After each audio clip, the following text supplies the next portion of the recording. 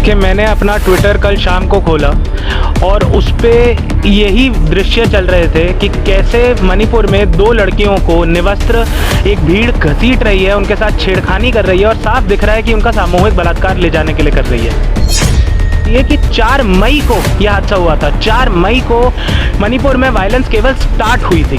Start of violence पे अगर ऐसा किस्सा हुआ है जहां पर 2 लड़कियों को निवस्त्र घसीटा गया, उनका सामूहिक बलात्कार करा गया, उनमें से एक लड़की के भाई की मृत्यु कर दी गई, उसके सामने एक उसके पिता की मृत्यु कर दी गई, तो जब वायलेंस बढ़ी है तब क्या हुआ होगा।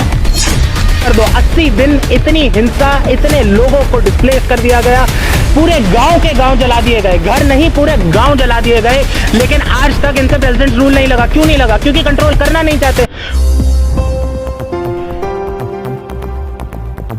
पूर्व में जो है एक नंगा नाच हो रहा है, औरतों का रेप कर दिया जा रहा है, ऐसे मतलब किया जा रहा है कि मतलब देखने में भी शर्म आती है। क्या कहना चाहेंगे?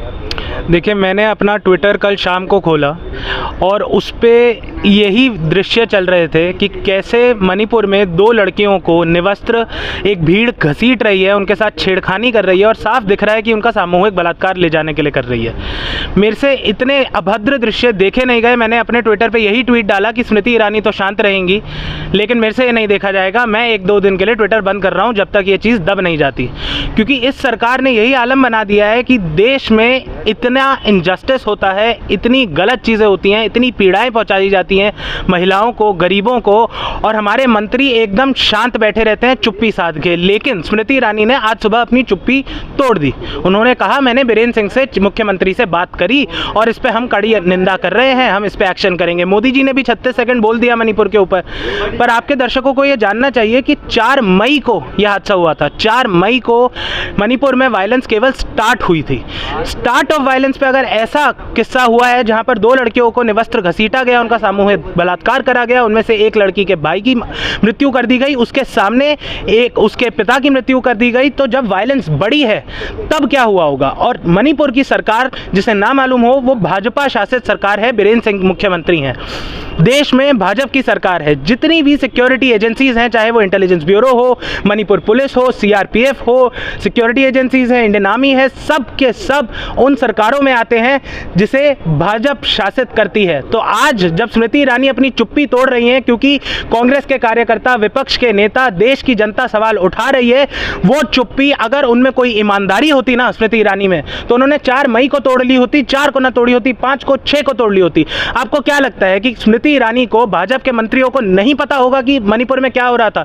भाजपा के खुद के 2 मंत्रियों को, मणिपुर के जो मंत्री हैं, उनके घर जला दिए गए हैं इस हिंसा में, फिर भी नरेंद्र मोदी शांत हैं। नरेंद्र मोदी अपना भ्रमण कर रहे हैं, वो इजिप्ट जा रहे हैं, ग्रैंड मुफ्ती से मिल रहे हैं, मॉस्क देख रहे हैं। आखिर उन्होंने बोला ना 36 सेकंड ही, लेकिन बोला ना, बहुत जल्दी बोल दिया।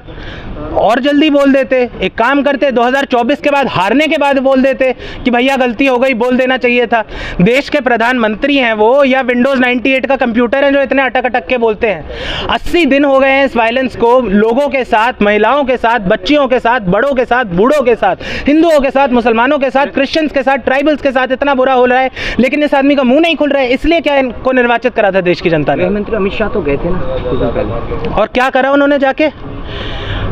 पश्चिम बंगाल में टीएमसी की सरकार के दौरान अगर कोई मिसक्रिएंट्स, कोई अराजक तत्व भाजपा के नेता के, भाजपा के प्रेसिडेंट की गाड़ी पे पत्थर भी मार देते हैं ना, गलत है, नहीं मारना चाहिए, पर इतना सा हादसा भी हो जाता है ना, ये बोलते हैं कि सरकार बर्खास्त करो, प्रेसिडेंट्स रूल लगा दो, गवर्नर्स रूल लगा दो, ये कर दो, वो कर दो। 80 दिन इतनी हिंसा, इतने लोगों को डिस्प्लेस कर दिया गया, पूरे गांव के गांव जला दिए गए, घर नहीं पूरे गांव जला दिए गए, लेकिन आज तक इनसे प्रेसिडेंट रूल नहीं लगा। क्यों नहीं लगा? क्योंकि कंट्रोल करना नहीं चाहते।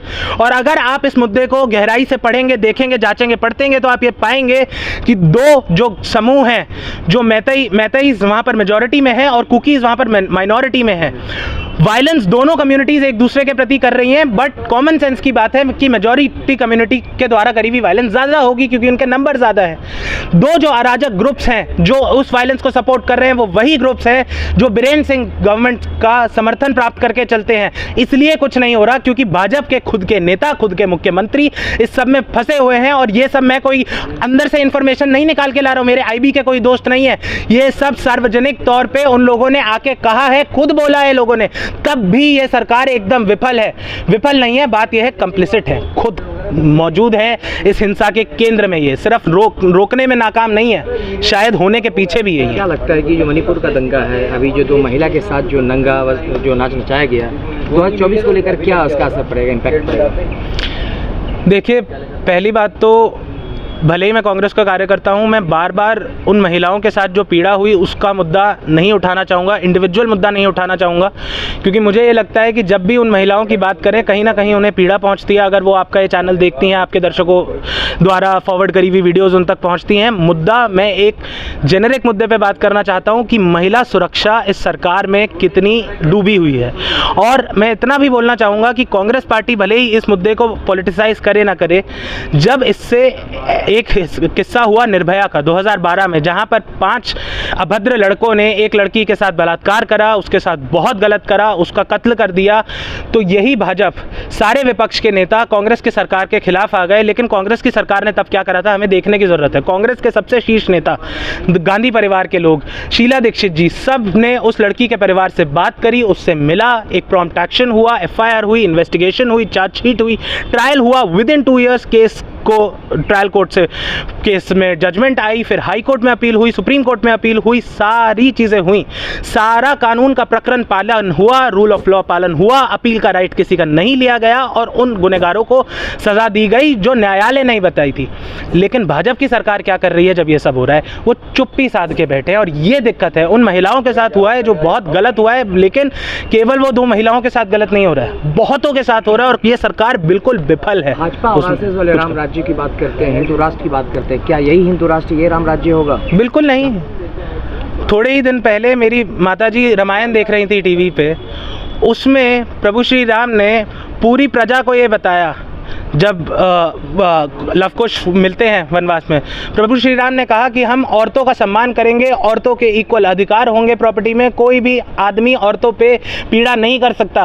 राम राज्य ऐसा नहीं होता, राम राज्य में औरत के भी अधिकार है, आदमी के भी अधिकार है, राजा के भी अधिकार है और प्रजा के भी अधिकार है। ये तो एक लोकतंत्र है, यहाँ तो कोई राजा प्रजा है ही नहीं, यहाँ पर तो एक निर्वाचित प्रधानमंत्री है जो प्रधानमंत्री बन चुका है, किसी मुद्दे पे बोल नहीं पाता, मौन रहता है, और यहाँ की जनता है, और जनता त्रासित है, जनता परेशान है, महिलाएं भी और आदमी भी। ये कोई राम राज्य नहीं है, ये मोदी राज्य है, और ऐसा मोदी राज्य किसी को नहीं चाहिए, ना जनता को चाहिए, ना विपक्ष को चाहिए, ना देश को चाहिए। आज आप विफलता देखिए, अभी हम थोड़ी देर पहले बात कर रहे थे, जब अपना विपक्ष के नेताओं ने अपना जो अलायंस बनाया है उसका नाम उन्होंने रखा Indian national democratic inclusive alliance. Indian तो है ही, नेशनल ऑब्वियसली नेशनलिस्ट पार्टी है कांग्रेस, इसी ने तो आज़ादी दिलाई थी। डेमोक्रेटिक लोकतंत्र की बातों की तो बात करते ही आई हैं, इंक्लूसिव, हिंदू मुसलमान साथ मिलके चले, अलायंस ये है, अलायंस डाल दिया, क्या बना एक्रोनिम, INDIA, इंडिया। इन लोगों ने क्या करा, जाके इंडिया पे FIR करा दी। पास का ही थाना है मेरे ख्याल से, मंदिर मार्ग थाने में हुआ होगा या तुगलक मार्ग थाने पे हुआ होगा, भाजपा के नेताओं ने इंडिया नाम पे FIR करा दी। हमें आज तक ये तो पता था, नफरत है इंडिया नाम, इतनी नफरत है इन्हें। आप ये देखिए, संविधान के विरोध तो ये पहले से ही बोलते आए हैं, संविधान की जो धर्मनिरपेक्ष कैरेक्टर है इन्हें उससे दिक्कत तो है ही, लेकिन संविधान का अनुच्छेद 1 आर्टिकल 1 क्या कहता है, India that is Bharat is a union of states, और आज इन्हें इंडिया से दिक्कत है। तो बीजेपी कहाँ से इंडिया को नाम को हटाएगी? देखिए जी, अगर इनका बस चला तो हर जगह से ही हटा देंगे, लेकिन सबसे पहले शुरुआत इन्हें अपने ट्विटर हैंडल से करनी चाहिए, जिसका नाम है @BJP4India। वहीं पर डाल लो यार, वहीं हटा लो, क्योंकि इंडिया से तो तुम्हें नफरत इतनी है, कम से कम अपना ट्विटर में ही सुधार लो तुम। आपने सोशल मीडिया पे वीडियो देखा होगा कि PM मोदी कह रहे हैं वोट फॉर इंडिया, लेकिन आज दिक्कत क्या कहाँ पे हो रही है? देखिए, ये तो हम सबको मानना पड़ेगा कि जो ऑपोजिशन ने नाम रखा है, स्कीम है इंडिया के नाम है, स्किल इंडिया बिल्कुल है। और FIR किस दर्ज पे करा रहे हैं? इस पार्टी का नाम क्या है जहां हम खड़े हैं? Indian national Congress. इस संस्थान का नाम क्या है? Indian youth Congress. कितनी संस्थानें, कितनी पॉलिटिकल पार्टीज, कितनी चीज़ों के नाम में इंडिया है। आज मोदी जी को इनक्रेडिबल इंडिया कैंपेन था, मोदी जी ने स्टार्टअप इंडिया, स्किल इंडिया, ये इंडिया वो इंडिया करा, अब उनमें कुछ हुआ नहीं, स्टार्टअप ना लगे ना स्किल बने। आखिरी सवाल ये है कि क्या लगता है जो अलायंस हुआ है विपक्षी दलों का, उसका इंडिया जो नाम रखा गया है, क्या ये इंडिया नाम से उनको खतरा लग रहा है? बिल्कुल लग रहा है। मोदी जी को तो इंडिया नाम से ही सबसे बड़ा खतरा लगता है, इसीलिए तो उनके समर्थक, अगर आप आज देखें, जितने भी भाजपा के समर्थक हैं वो बड़ी क्लेवरली इंडिया नहीं बोलते शब्द, अब वो भारत बोलने लगे हैं। दिक्कत थोड़ी सी ये है, भारत भी संविधान में लिखा हुआ है और ये संविधान विरोधी लोग एक दिन आएगा ये भारत का भी विरोध करने लग जाएंगे। कहीं ये ना बोले कि नाम बदल के मोदिस्तान कर दो, नाम तो इन्हें बदलना हर चीज़ का ही पसंद है। राजपथ बदल गया, कर्तव्य पथ हो गया, रेस कोर्स रोड लोकनारायण मार्ग हो गया, इलाहाबाद प्रयागराज हो गया, और आजकल रणवीर इलाहाबादिया आप सब देखते हैं सारे भारत सरकार के मंत्रियों के साथ अपने इंटरव्यू कर रहे हैं। न्यूज़ लॉन्ड्री के जो अभिनंदन सीकरी हैं उन्होंने एक सलाह दी है रणवीर इलाहाबादिया के लिए कि नाम बदल के, योगी जी से पहले इंटरव्यू करने से पहले नाम बदल के रणवीर प्रयागराजिया कर लीजिएगा। तो यही इस सरकार का है, काम ना हो पाए तो नाम बदल दो। चलिए बहुत बहुत बहुत धन्यवाद, थैंक यू।